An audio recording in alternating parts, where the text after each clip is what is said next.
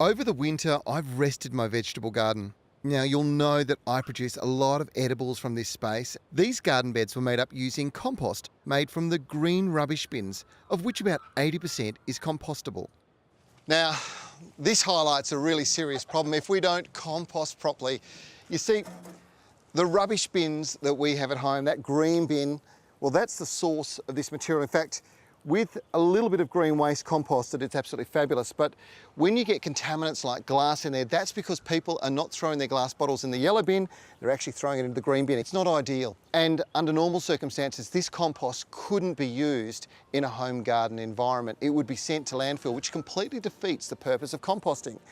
From my point of view, I wanted to test and see how nutritious and how good this soil is. And I've got to tell you, it's fantastic. Now's the time to be getting seedlings into this. It's exactly what I'm going to do. My goal today is to get the garden ready for planting up. This spring, these sunny beds will be home to tomatoes and onions and basil groves, reflecting my family's use of these in summer salads.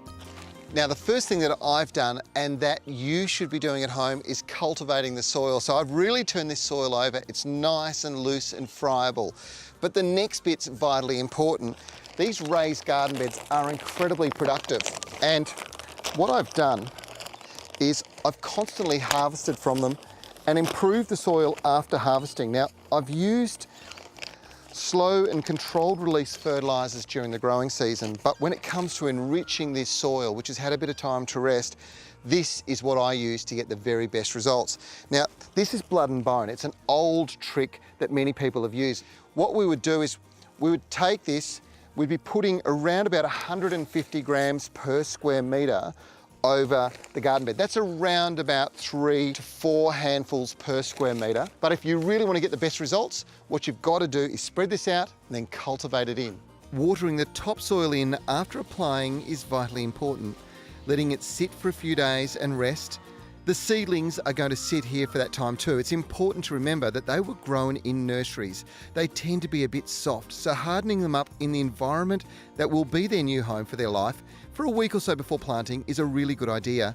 Now, the last job is, of course, to water in. Whenever you plant anything, give it a good water in afterwards. Now, this bed is going to be amazingly productive. We'll get over 100 kilos of tomatoes, probably about 30 to 50 kilos of onions, and an endless supply of basil right through the summer months from this 3 by 1 metre bed. This is the way to go, and now's the time to be doing it. Everyone loves a good rhubarb and apple pie, and when it comes to harvesting rhubarb, look for stems that are about 1.5 to 2.5 centimetres thick with a really nice rich red colour to them. And then just grab your thumb, put it down the base of the plant and pull and twist at the same time so it easily comes away. Now, for more great gardening advice, join us after the break.